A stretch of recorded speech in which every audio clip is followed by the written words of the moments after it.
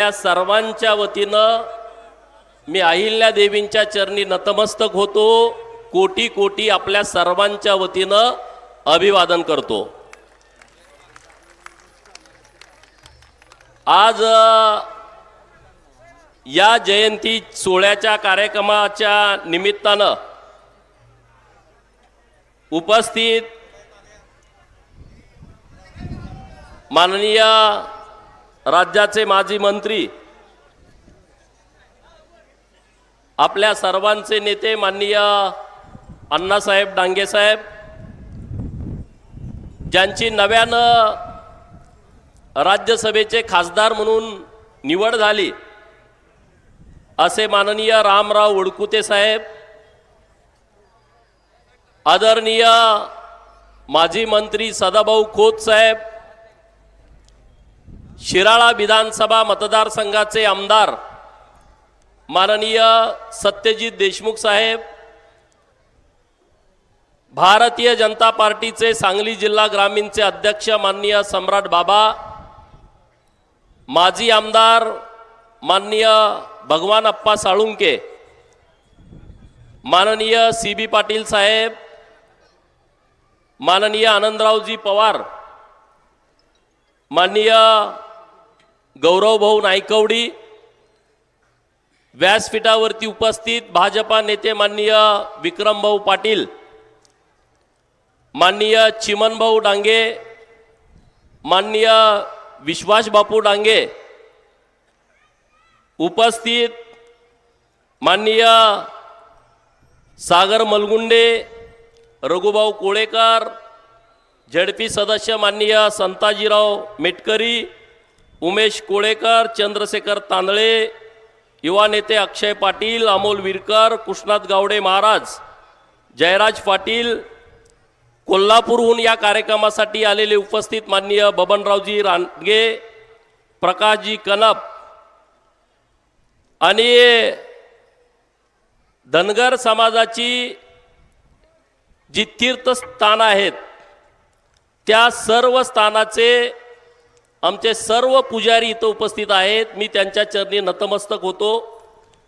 धनगरांची एक वेगळी संस्कृती आहे। देवाला मानणारे आम्ही आहोत, आम्ही आस्तिक आहोत। देवाच्या कानावरती आम्ही गाराणी घालतो आणि असे सगळे आमचे पुजारी, कारण पूर्वी पुजारी आमचा राजा असायचा, ते सगळे राजे आज ईश्वरपूरमध्ये उपस्थित आहेत। त्या सर्वांना मी जय मल्हार अर्पित करतो आणि सर्वांना नमस्कार करतो। आता नावं बऱ्याच जणांची घ्यायची आहे, पण आता वेळ कमी आहे। आपल्या या आजच्या जयंतीला एक वेगळं महत्त्व आहे।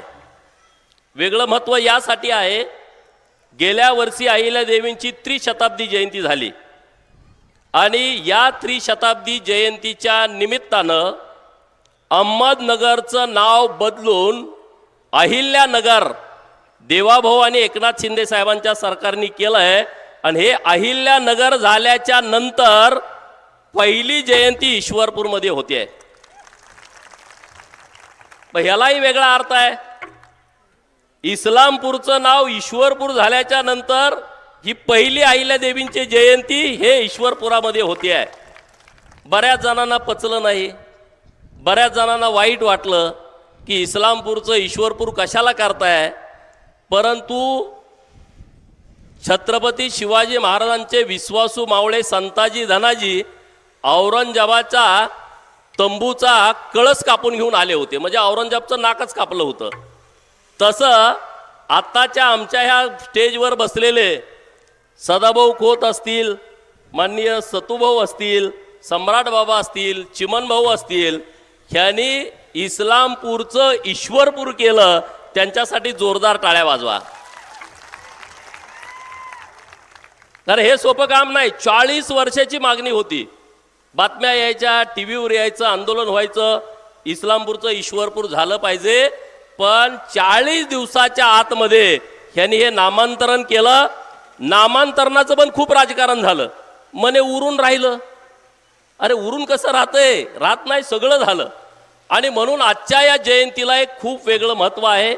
अहिल्या देवींचं खूप मोठं काम अखंड देशभर आहे आणि अण्णासाहेब डांगे साहेबांना त्याचं खूप श्रेय जातं। कारण चौंडीचं जे डेव्हलपमेंट झालेलं आहे ते अण्णासाहेब डांगे साहेब यांच्या नेतृत्वात झालंय. तो वाडा असेल, तिथं अहिल्यादेवींचं स्मारक असेल किंवा तिथलं सगळी देखभाल असेल, ते अण्णासाहेबांच्या नेतृत्वामध्ये आजही केली जाते. परंतु आपलं सरकार हे आल्याच्या नंतर खूप मोठं चौंडीचं डेव्हलपमेंटचं काम हे सरकारनं हातामध्ये घेतलं आहे. जवळपास 1000 कोटी रुपयाचा आराखडा सरकारनं मंजूर केलेला आहे आणि आचारसंहिता झाल्याच्या नंतर चौंडीमध्ये स्मारकाचं काम प्रत्यक्षात चालू होणार आहे. माननीय मुख्यमंत्री यांचं मनपूर्वक आभार करण्यासाठी आपल्या ईश्वरपूरमध्ये जोरदार टाळ्या वाजवून त्यांना धन्यवाद द्यावं. अरे अहिल्यादेवींची जयंती कधी साजरी झाली कुणाला कळतच नव्हतं. काय काय गडी असे आहेत की अहिल्यादेवींची जयंती साजरी करायला जायचं कुठं त्यांच्या पुढं प्रश्न पडतो. कुठं जायचं? आता 31 तारखेला पण इथले गडी शोध होते, जायचं कुठं? मग फोटो कुठं तर आणायचा आणि पूजा. कारण अहिल्यादेवींचं स्मारक ईश्वरपूर अखंड तालुक्यामध्ये नाही आणि म्हणून आजच्या जयंतीच्या दिनानिमित्त आपण ठरवलं पाहिजे. गेल्या वर्षी कुणीतरी फेटे बेटे बांधून घेतले, म्हणले आम्ही अहिल्यादेवींचं स्मारक पुढच्या वर्षापर्यंत पूर्ण करणार. आजपर्यंत ते कुठलं पूर्ण नाही.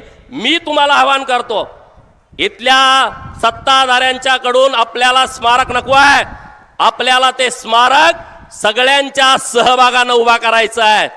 मान्य आहे का तुम्हाला? चिमन भाऊंचं काम जागा उपलब्ध करून देणं. सदाभाऊ आहेत, मी आहे, चिमन भाऊ आहेत, सतूभाऊ आहेत, सगळे आम्ही फंड तुम्हाला उपलब्ध करून देतो आणि अहिल्यादेवींचा पुतळा आपण लोकवर्गणीतनं उभा करू. कारण ते सन्मानाचं प्रतीक असणार आहे, ऊर्जा देणारं प्रतीक असणार आहे. समोरचे लोक म्हणा आम्ही स्मारक बनतो, ते गुलामीचं चिन्ह होईल. ते स्मारक आम्हाला नको आहे आणि त्यांनी गरज पण नाही. आतापर्यंत झोपले होते का नाही? अहिल्यादेवी काय आता का नाही झालं? अण्णाभाऊ साठेंचं स्मारक मोठ्या प्रमाणात नाही झालं. कर्मवीर भाऊराव पाटलांचं स्मारक, अरे एवढ्या लोकांना त्यांनी हजारो लाखो लोकांचं कल्याण झालं. कर्मवीर भाऊरावांच्या नेतृत्वामध्ये त्यांचं या तालुक्यामध्ये गाव असताना पण स्मारक झालं नाही. हे सगळं काम आपल्याला अहिल्यादेवींच्या जयंतीच्या निमित्तानं आपल्या सर्वांना हातामध्ये घ्यायचं आहे. हे आपण सगळ्यांनी लक्षात ठेवा. अरे अहिल्यादेवींचं इतकं मोठं काम आहे. एका सामान्य कुटुंबातली मुलगी, चौंडीसारख्या छोट्या गावातल्या मानकोजी शिंदे, सुशीला शिंदेंच्या पोटची मुलगी, 8व्या वर्षी त्यांचा विवाह होतोय. अरे 8 वर्षात काय कळतं सांगा ना? 8व्या वर्षी विवाह होतोय. 29व्या वयाच्या वर्षी त्यांना खंडोळराय आपले राजे कुंभेरेच्या युद्धामध्ये त्यांना मरण येत आहे. सुभेदार मल्हारराव होळकरांचं निधन होत आहे. गौतमीबाई सासूंचं निधन होत आहे. मुलगी मुक्ताईचं निधन होत आहे. मुलगा मालेरावाचं निधन होत आहे. जावाई यशवंतराव फणसेंचं निधन होत आहे. खंडेरावांच्या सोबत त्यांच्या सगळ्या राण्या सती जात आहेत. मालेरावांच्या नंतर त्यांना एकटे पण येत आहे. माहेरगडचे सगळ्यांचं निधन होत आहे. काय परिस्थिती असेल बघा. एकदम तरुण असताना इतकी रक्ताच्या नात्यातली लोक, त्यांचं इतकं दुःखद निधन होत आहे तरी सुद्धा त्या डगमगत नाहीत, त्या ताकदीनं उभा राहत आहेत. त्यांनी अखंड हिंदुस्थानामध्ये काम केला. मराठ्यांची राज्यसत्ता अखंड हिंदुस्थानामध्ये होती. काही काळानं मराठ्यांची राज्यसत्ता हिंदुस्थानावरची कमी कमी होत आली, परंतु सांस्कृतिक सत्ता आज पण मराठ्यांची अखंड देशभर आहे. त्याची 2 कारणं आहेत. एक छत्रपती शिवाजी महाराज आणि दुसरं पुण्यश्लोक अहिल्यादेवी होळकर. कारण अहिल्यादेवींनी जे काम केलंय अखंड देशभर ते आजही आपण बघतोय. वाराणसी काशीच्या विश्वेश्वराचा जीर्णोद्धारापासून 12 ज्योतिर्लिंगाच्या जीर्णोद्धारापर्यंत असेल, काशीमध्ये 3 घाट बांधण्याचं असेल, शरयू नदीवरती 12 घाट बांधण्याचं काम असेल, हे असंख्य काम अहिल्यादेवींनी केलंय. नुसतं त्यांनी ते काम केलं नाही. सत्ताधीश होत्या पण सिंहासनावरती कधी बसल्या नाहीत, कधीच त्या बसल्या नाहीत. न्याय देण्यामध्ये त्या नंबर 1ला आहेत. पुण्यश्लोक ही पदवी फक्त 4 लोकांना अहिल्यादेवींच्या पूर्वी मिळाली आहे आणि त्याच्यानंतर हे पुण्यश्लोक अहिल्यादेवींनाच मिळालेले आहे. अशी पदवी 6व्या कुठल्या माणसाला मिळालेली नाही. आणि म्हणून पुण्यश्लोक अहिल्यादेवींचं काम इतकं मोठं आहे आणि ते काम आपल्याला पुढे घेऊन जायचं आहे. आणि तुम्हा सगळ्यांना माझी विनंती आहे, इतक्या मोठ्या संख्येनं तुम्ही सगळेजण जमलाय. कारण सुभेदार मल्हारराव होळकर त्यांचं सातारा जिल्ह्यात गाव होतं, होळमुरुम. मेंढ्या राखणाराचा पोरगा हिमतीवरती किती पुढं जाऊ शकतो. मेंढ्या राखणाराचा पोरगा स्वतःचं स्वराज्य निर्माण करू शकतो. अरे तुम्ही तर आता एकदम सक्षम आहात, तुम्ही ताकदीनं पुढं या. ही राजकीय सत्ता ही झुगारून टाका, ताकदीनं पुढे या. कुठल्या दादागिरीला आणि दडपतशाहीला तुम्ही भीक घालू नका. ह्याच्यासाठी आपला जन्म झालाय काय? यासाठी तुम्ही अहिल्या देवीची जयंती आलो ढोल वाजवला यासाठी नाही आहे. अहिल्या देवींच्या जयंतीच्या निमित्तानं तुम्ही इथून ऊर्जा घेऊन गेला पाहिजे की आता गुलामगिरीचं ऊस हे पीक आपण बंद केलं पाहिजे, तरच तुम्ही राजकीय क्रांती करू शकता. हे बाजूला करा, अनेक विषय आहेत ना आपल्याला पुढं. तुम्हाला जर राजकीय चळवळ करायची असेल तर तुम्हाला गुलामगिरीतून मुक्त व्हावं लागेल. गुलामगिरीतून मुक्त व्हायचं आहे, पहिल्यांदा ऊस काढून टाकला पाहिजे. मग कारखाना आडवा येतोय, वाटच आडवी येते आणि ट्रॅक्टर अडवलं, हे बंद करून टाकायचं. एकदम धाडसानं पुढे यायला पाहिजे आपण. ही शक्ती आपल्या अंगामध्ये असली पाहिजे, ही ताकद आपल्यामध्ये असली पाहिजे. नाहीतर काय हो, तुम्हाला काही करता येणार नाही. अरे डांगे साहेबांचा आदर्श घ्या ना. काहीच नसताना त्यांनी क्रांती केली. या राज्याच्या कॅबिनेट मंत्रिमंडळामध्ये गेले, विरोधी पक्ष नेते झाले आणि सांगली सारख्या जिल्ह्याचे पालकमंत्री झाले. ही धमक संघर्षामध्ये आहे, ही धमक संघर्षामध्ये असते. तुम्हाला संघर्ष केल्याशिवाय पर्याय राहत नाही. आज इतकी आपल्याकडे सांस्कृतिक ताकद आहे, इतकी ताकद आहे. हे वेगळंपण आहे आपल्याकडं, हे वेगळंपण आपण जपलं पाहिजे. ही ताकद आपण लोकांच्या मध्ये पुढे घेऊन गेलं पाहिजे. शिक्षणाच्या बाबतीमध्ये आपण एकदम सजग झालं पाहिजे. आपल्या प्रत्येक पोराला शिक्षितच केलं पाहिजे. हे बाकीच्या विषय आता सोडून द्या. मेंढपाळांच्या वरती एवढा अन्याय होतो. मेंढपाळ बांधवांचं मी मनपूर्वक आभार व्यक्त करतो की या जयंतीमध्ये मोठ्या संख्येनं ते उपस्थित आहेत. मेंढपाळांना रोज त्रास किती होतोय. लोक विनाकारण मारतायत, गुरासारखं मारतायत, कुऱ्हाडीचे घाव घालतायत, दगड डोक्यामध्ये घालतायत. कारण काय? नुसतं शेतात आले, पिकात नव्हे शेतात आले. कारण काय? रस्त्यावरनं मेंढरं खाली आली. कारण काय? बंधाऱ्यामध्ये पाणी प्यायला आले. काहीच नाही, गुरासारखं मारताय. पुढच्या पिढीमध्ये धनगरांची पोरं मेंढ्या राखणार नाहीत. हे महाराष्ट्रातल्या सरकारनं पण लक्षात घ्यावं आणि बोकडं खाणाऱ्यांनी पण लक्षात घ्यावं. नाही गरज, हे कमी व्हायला लागलंय. शिक्षणाचं प्रमाण आमच्यामध्ये पण वाढायला लागलं, हे सगळं कमी व्हायला लागलं. माझ्या पडळकरवाडी गावामध्ये घरटी मेंढ्या होत्या, आज फक्त 3 जणांकडे मेंढ्या आहेत. त्या पण 10 आहेत, त्यामध्ये मी पण आहे. 3 जणांकडेच आहेत. मेंढी आमची लक्ष्मी आहे म्हणून आम्ही ठेवली आहे. आमची लोक नाहीत आता जात, बाहेर जाऊ शकत नाहीत. याचा विचार समाज व्यवस्थेने पण करावा. उगाच आला आणि गुरासारखं मारला, हे बरोबर नाही. आरक्षणाची लढाई आम्ही लढतोय आणि 1,00,000% ते आरक्षण मिळवण्यासाठी जी काय ताकद लावावी लागेल ती आपल्याला लावायची आहे. त्याच्यासाठी आपण संघटित होऊ, त्याच्यासाठी आपण ताकदीनं पुढे जाऊ. त्याच्याबद्दल चिंता करण्याची काहीच गरज नाही. आपण त्या विषयामध्ये सगळेजण एक दिलानं एक मनानं आपण पुढे जायचं आहे. आज इकडे यायचं म्हटलं तर बरेच सगळे म्हणले अरे गोपीचंद बऱ्याच दिवसांनी येतोय. मैंने बोला था ना एंट्री लेट होगी लेकिन ग्रेट होगी. जिंदगी जीते हैं हम शान से, जिंदगी जीते हैं हम शान से, तभी तो दुश्मन जलते हैं हमारे नाम से. तभी तो दुश्मन जलते हैं. आपल्याला काम करावं लागल. अरे ममता बॅनर्जीची 15 वर्षाची सत्ता, ती कुणाला जुमानत नव्हती सत्ता. आज ती सत्ता राहिली का? त्यांचे खासदार 20 NDA मध्ये सामील झाले. 80 पैकी 60 आमदार त्यांनी वेगळा गट स्थापन केला. विचार करा, ममताची सत्ता जाऊ शकते, एका साध्या आमदाराला तुम्ही कशासाठी टेन्शन घेताय, कशासाठी काळजी करताय? काय काळजी करण्यासारखं कारण नाही. हे सगळे दिग्गज नेते तुम्हाला सपोर्ट करायला बसलेले आहेत. अहिल्या देवींचे एवढ्या मुत्सदी होत्या, जेव्हा राघोबा दादा त्यांच्यावरती चाल करून आले, मालेरावांचं निधन झालं आणि त्यांच्याकडे जो होता कारकून त्यानं सगळं तिकडे निरोप दिला की अहिल्या देवींच्या खाजगी कोशामध्ये 17 कोटी रुपये शिल्लक आहेत आणि तुम्ही चाल करून या, सैन्य घेऊन या, आपण हे सगळं वाटून घेऊ निम्म निम्म. आणि मग राघोबा दादा चाल करून अहिल्या देवींच्या राज्यावरती आला. अहिल्या देवींना समजलं अहिल्या देवी इतक्या ताकदवान होत्या, हुशार होत्या. ठीक आहे, त्यांनी सगळ्यांना निरोप धाडले की आमच्या राज्यावरती आक्रमण करायच्या तयारीमध्ये तुम्ही. ते सगळे बाजूबाजूचे सगळे होते. ते म्हणले अरे मल्हाररावांचं उपकार नाही तसा एक पण राजा इथं नाही. त्यामुळे सगळ्यांनी सैन्य धाडले आणि तरी अहिल्या देवीने एक पत्र लिहिलं आणि त्या पत्रामध्ये असं लिहिलं, राघोबा दादा तुम्ही माझ्या राज्यावरती चाल करून येत आहात त्याबद्दल दुमत नाही, परंतु माझी 5000 महिलांची फौज ही पहिल्यांदा तुम्हाला सामोरे येणार आहे. या महिलांच्याकडून जर तुमचा पराभव झाला तर तुम्हाला कुठेही तोंड दाखवायला जागा राहणार नाही. आणि तुम्ही जर माझा पराभव केला तर लोक तुमच्यावरती थुकतील की तुम्ही बाई माणसाचा पराभव केला. एवढ्या एका वाक्यावरती राघोबा बदलला. म्हणला मी काय तुमच्यावरती इथं लढाई करण्यासाठी तुमच्याकडे येत नाही, मी मालेरावांचं निधन झालंय म्हणून मी सांत्वन करायला येतोय. मग सांत्वन करायला काय 50,000ची फौज घेऊन यायचं असते काय? अरे अहिल्या देवीने लिंगार्चन पूजा एक केली चालू त्यांच्या काळामध्ये, शस्त्र लिंगार्चन पूजा. तुम्ही महेश्वरला गेल्याच्या नंतर कळल, दर दिवशी 108 ब्राह्मण रोज 1351 लिंग तयार करायचे, एक ब्राह्मण असे 108. मग ते किती झाले बघा. आणि ते महेश्वर, इंदोर आणि चौंडी या परिसरातल्या जनतेला सुख समाधान शांती मिळावी म्हणून ते लिंगार्चन पूजा करायचे. आणि आत्ता पण ती पूजा चालू आहे. मी तुमच्याशी बोलत असताना आज सकाळी 7 ब्राह्मणांच्या हस्ते महेश्वरच्या राजवाड्यामध्ये लिंगार्चन पूजा चालू आहे. आज हे पहिल्यांदा असं घडत असेल. 250 वर्षापूर्वी चालू केलेली लिंगार्चन पूजा आज पण चालू आहे.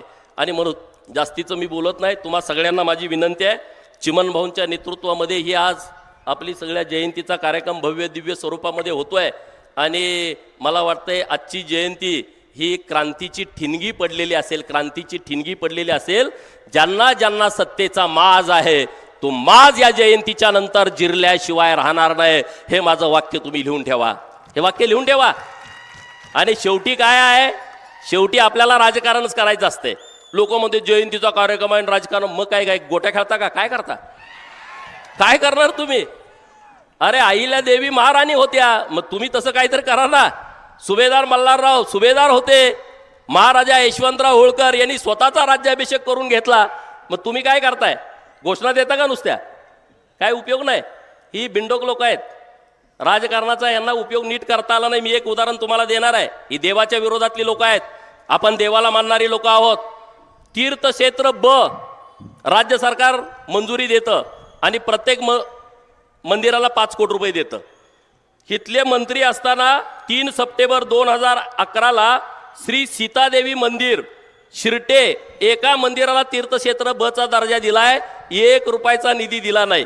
आपले सगळे वाघ व्यासपीठावरती बसलेत.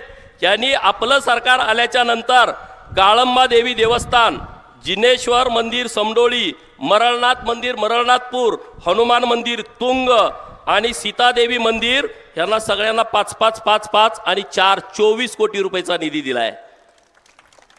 म्हणजे आम्ही जे काही विषय मांडतो ते विषय आम्ही मुद्द्याला धरून मांडतो, असं काही नाही. मुद्द्याला धरून आम्ही विषय मांडतोय कारण आम्ही देवाच्या पाठीमागं, देव आमच्या पाठीमागं आहे. आणि आज आमचे सगळे, मला चिमन भाऊला खरं तर धन्यवाद द्यायचा आहे. सगळी मंडळी तुम्ही आज एका व्यासपीठावरती आणलेले आहेत. पहिल्यांदा असं झालंय, सदाभाऊ मला म्हणायला लागले धनगर समाजात पण महाराज आहेत का? अहो म्हणले आमचे महाराज लय आहेत, हे थोडे जण इथं आलेले आहेत. आमच्या मायाका देवीचे पुजारी पण आलेले आहेत. मायाका देवीचे पुजारी तर लिंगायत आणि धनगर 2 पुजारी आहेत मायाका देवीला. आणि त्यामुळं पुढच्या महिन्यामध्ये आम्ही एक हलमत परिषद घेणार आहे. आणि तेव्हा तुम्हा सगळ्याला मी निमंत्रण देण्याच्यासाठी मी तुमच्या प्रत्येक आपल्या मंदिराच्या ठिकाणी तुम्हाला सगळ्यांना भेटण्यासाठी येणार आहे. आपल्या प्रत्येक मंदिराचा तीर्थक्षेत्र ब चा प्रस्ताव करा. माझी तुम्हाला सगळ्यांना विनंती आहे. 5-5 कोटी रुपयाचा निधी प्रत्येक धनगर समाजाच्या तीर्थक्षेत्र ब असणाऱ्या मंदिराला देण्याची जबाबदारी आमची व्यासपीठावरच्या सगळ्या लोकांची आहे. त्याची काळजी आम्ही घेऊ. आरेवाडीचा 150 कोटी रुपयाचा आराखडा मंजूर करून तो आता राज्य सरकारकडे आम्ही पाठवलेला आहे. तर हे सगळं काम आपल्याला टप्प्याटप्प्यानं करायचं आहे. आपले सगळे तरुण मित्र अत्यंत उत्साहात आहेत. ह्या जयंतीच्या निमित्तानं महिला मंडळी आमच्या मोठ्या संख्येने इथं उपस्थित आहेत. आणि तुमच्या हातामध्ये सगळं आहे. कारण अहिल्या देवी, आपल्या अहिल्या नाव घेतलं ना, 12 ज्योतिर्लिंगाचं दर्शन घेतल्याचा अनुभव येतो. अहिल्या नावामध्ये इतकी ताकद आहे. नावामध्ये 4 वेद आणि 18 पुराण याचं सगळं आशीर्वाद हे फक्त अहिल्या नावामध्ये मिळतंय. अहिल्या ह्या देवीच आहेत, साक्षात देवी आहेत. इतकी ऊर्जा कुठल्याही महिलेमध्ये अखंड जगामध्ये नाही. इतकी क्षमता, इतकी ताकद आणि इतकं काम त्या काळामध्ये 28 वर्ष राज्यकारभार करणं हे कुणाचंच काम नव्हतं. ते अहिल्या देवींच्या हातून घडलंय. आणि हे काम आपल्याला सगळ्यांना पुढे घेऊन जायचं आहे.